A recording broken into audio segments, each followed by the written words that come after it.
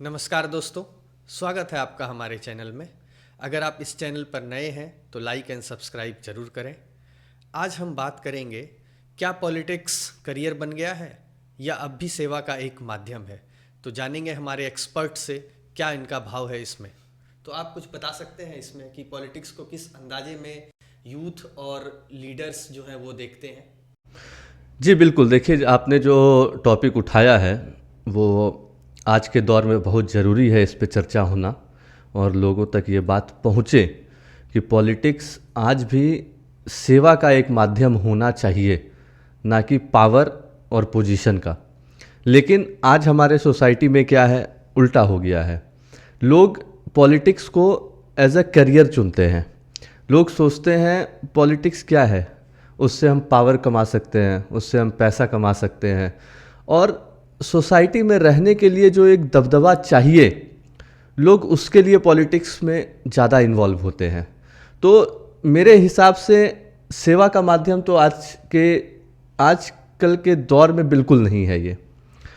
क्योंकि अगर आप हमारा पहले का इतिहास हमारे देश का देखिए तो हमने लीडर, हमारे यहाँ जैसे लीडर थे महात्मा गांधी, जवाहरलाल नेहरू, सुभाष चंद्र बोस। तो ये सब जो लीडर थे ये पोजीशन और इसके लिए नहीं थे। इन्होंने हमेशा सेवा का भाव रखा है। इन्होंने सोसाइटी को ऊपर करने का भाव रखा है।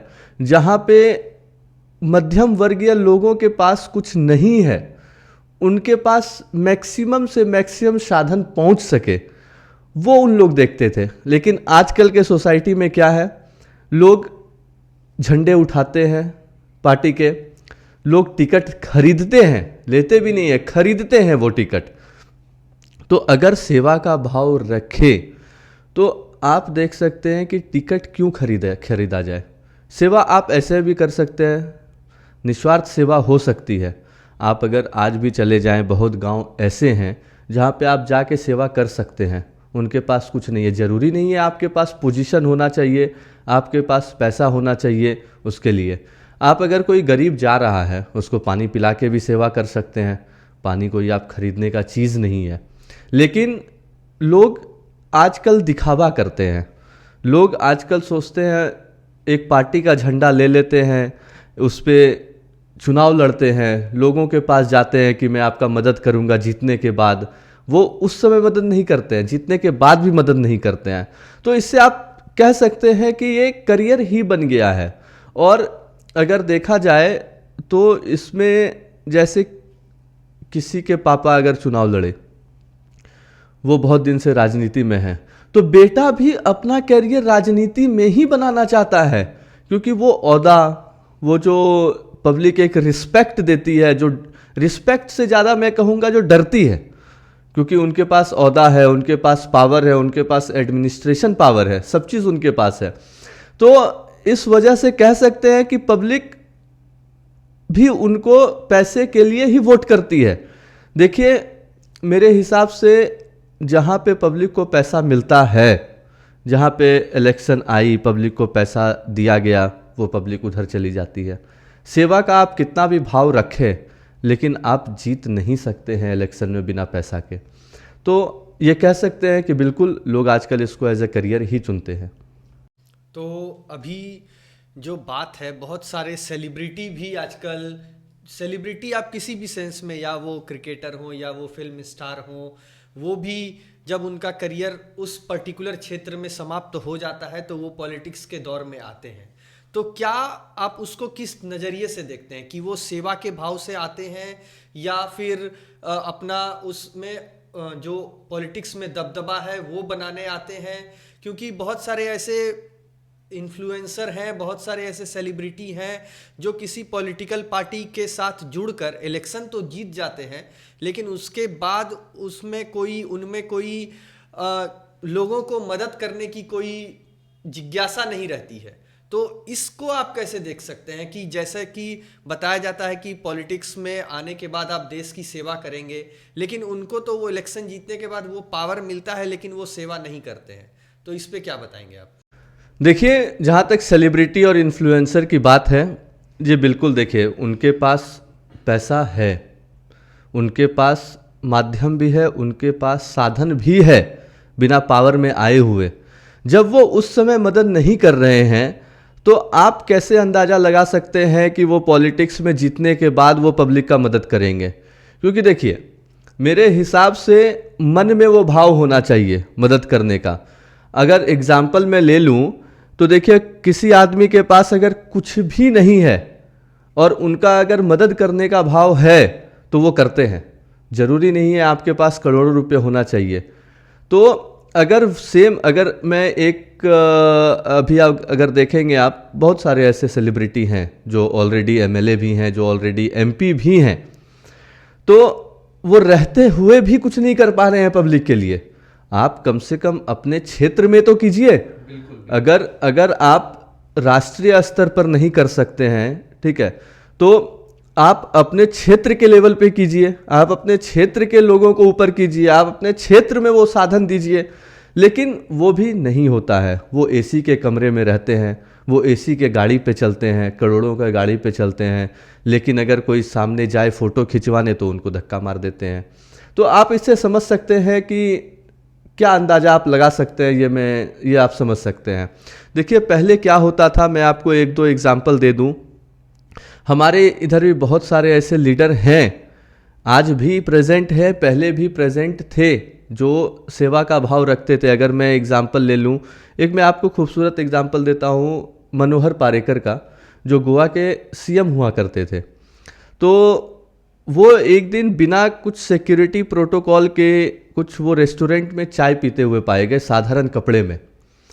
तो जब उनसे पूछा गया कि आपके पास कोई सिक्योरिटी नहीं है, आप बस, तो उन्होंने यही जवाब दिया कि वो जनता के सेवा के लिए हैं, ना कि सिक्योरिटी देख के वो वहाँ जाएंगे, पावर और पैसे के लिए वो नहीं है।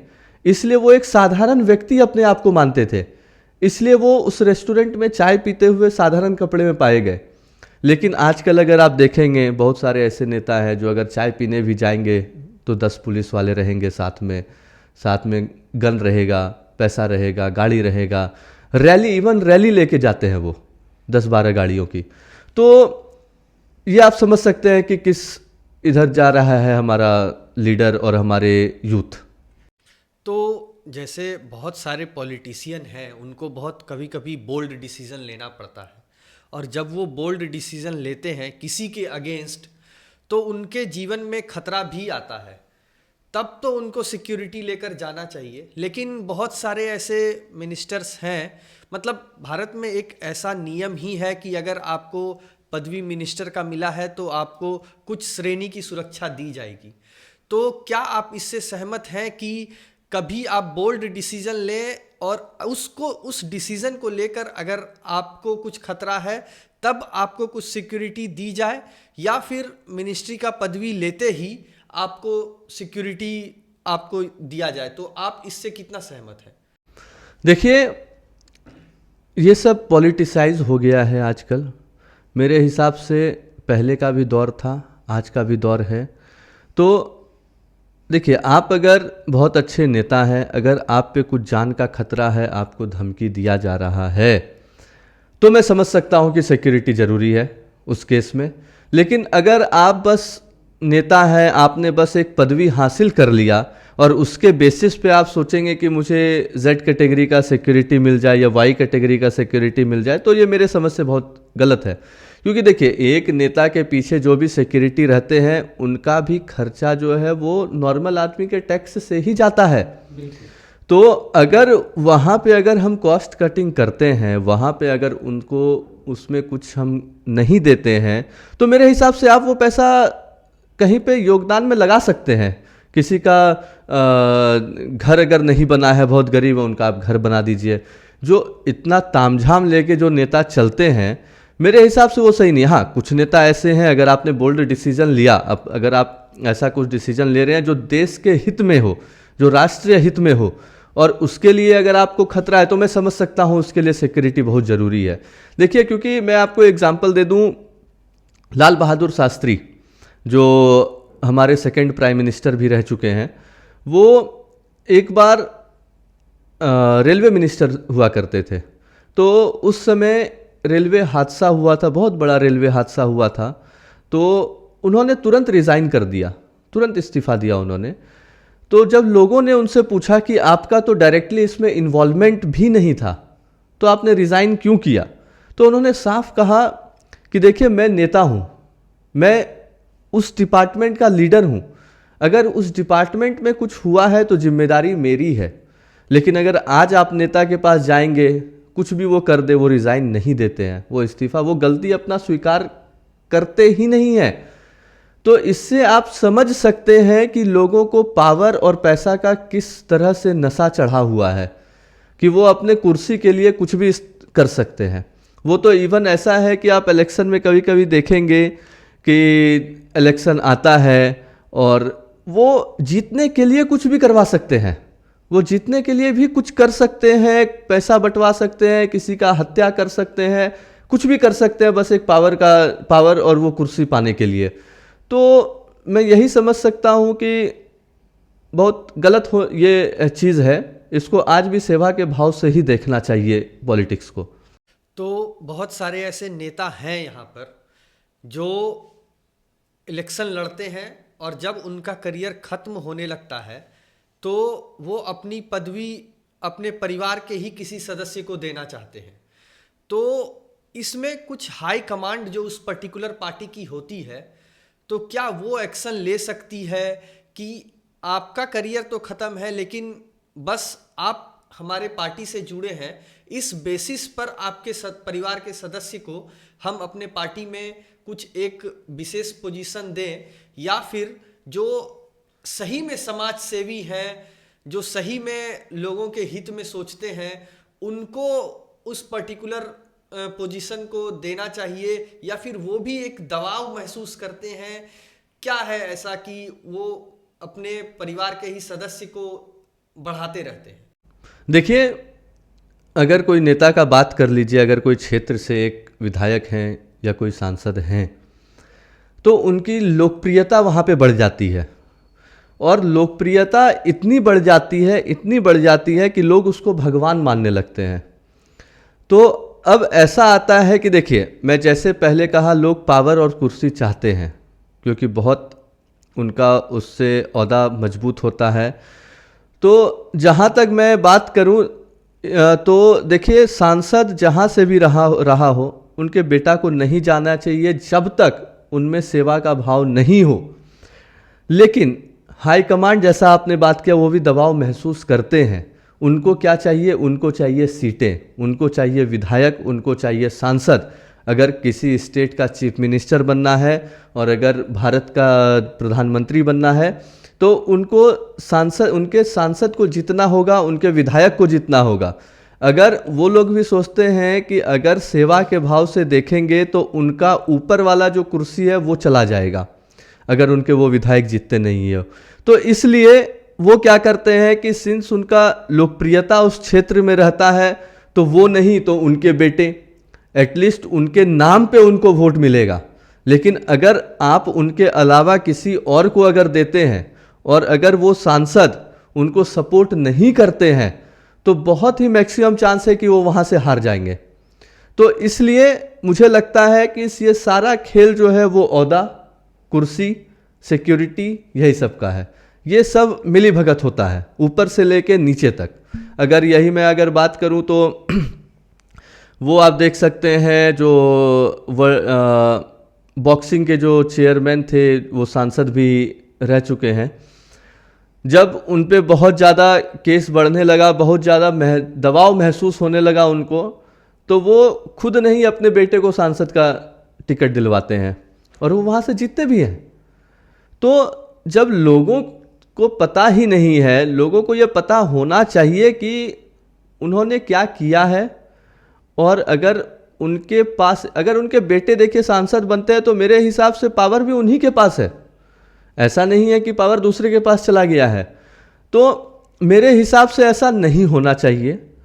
अगर आप पॉलिटिक्स करते हैं, अगर आप इसमें रहना चाहते हैं, कुर्सी चाहते हैं, तो जनता का मदद आपको करना चाहिए। लेकिन मेरा ये भी मानना है कि जनता भी उतनी ही मजबूर है, उतनी ही गलती जनता की भी है कि वो पैसे के उसमें आ जाते हैं और वो उधर वोट दे देते हैं। तो ये देखिए, ये ऊपर से नीचे तक पूरा पैसा और पावर का ही खेल है। तो अगर इसमें हाई कमांड जो एक पर्टिकुलर पार्टी की होती है, वो अगर कुछ स्ट्रिक्ट एक्शन ले और पॉलिटिकल को एज अ करियर नहीं समाज सेवी के रूप में देखा जाए, तो शायद हमारा देश बहुत आगे जा सकता है। निर्भाव रूप से लोग मदद करेंगे लोगों को, उनको हाई कमांड का एक प्रेशर भी फील होगा। लेकिन क्या ऐसा कुछ लॉ लाना चाहिए कि अगर कोई एक पॉलिटिकल पार्टी का कोई एक नेता करप्शन में फंस जाए या फिर उनके पास आय से अधिक संपत्ति पाया जाए, तो क्या उनका पॉलिटिकल करियर को बंद कर दिया जाए? तो इससे शायद ये हो सकता है कि इम्प्रूवमेंट आए और आने वाले जो जनरेशन है वो इसको देखें और डर का माहौल बना रहे। क्या राय है इसमें आपका? देखिए जी, बिल्कुल ये जो आपने सुझाव दिया ये बिल्कुल आनी चाहिए। ऐसा लॉ आना चाहिए कि अगर आप कुछ करप्शन करते हैं या कुछ किसी के केस में फंसते हैं या कुछ आपके ऊपर ऐसा अनहोनी केस होता है जिसमें आपकी इन्वॉल्वमेंट थी, तो मेरे हिसाब से उस नेता को नहीं, उनके खानदान में आगे कोई चुनाव ना लड़ सके, ऐसा नियम आना चाहिए। मुझे याद आ रहा है कि योगी आदित्यनाथ जो यूपी के सीएम हैं, उन्होंने एक स्टेटमेंट दिया था कि अगर यूपी में दंगा में कोई पाया गया तो उनके 7 पुश्तों तक किसी को भी सरकारी नौकरी नहीं मिलेगा। तो मेरे हिसाब से अगर आप नॉर्मल युवक या नॉर्मल पब्लिक के लिए जब ऐसा बोल सकते हैं, तो आपके नेता के लिए भी ऐसा लॉ आना चाहिए। ये तो वही बात हो गई कि चोरी और सीनाजोरी वाली, कि आप चोरी करें तो सब सही है और अगर पब्लिक चोरी कर रहा है तो वो गिरफ्तार होना चाहिए। तो ये मेरे हिसाब से गलत है। ये लॉ आना चाहिए, बिल्कुल आना चाहिए। और देखिए, आज का समाज ऐसा हो गया है कि अगर आप डर के माहौल में उनको नहीं रखेंगे तो वो नहीं समझेंगे। लेकिन अगर ऐसा, मुझे लगता है कोई नेता ऐसा आया जो, या फिर ये लॉ इम्प्लीमेंट करने का कोशिश किया गया, तो उन्हीं को कहीं कुर्सी से ना निकाल दिया जाए। क्योंकि कोई भी नेता ऐसा नहीं चाहेगा कि उसके प्रति कोई लाव आए, कि उनको वो चुनाव लड़ने से रोक दिया जाए या उनके बच्चे को चुनाव में उतरने से रोक दिया जाए। क्योंकि जब विधायक और सांसद सपोर्ट करते हैं तभी कोई अपना सरकार बनाता है। अगर वो नहीं तो कहीं और बहुत पार्टी आजकल अवेलेबल है, अगर वो सपोर्ट नहीं करेंगे तो उन लोग अपना समर्थन किसी और पार्टी को देंगे और वो फिर ये लॉ लाने से रोक देंगे।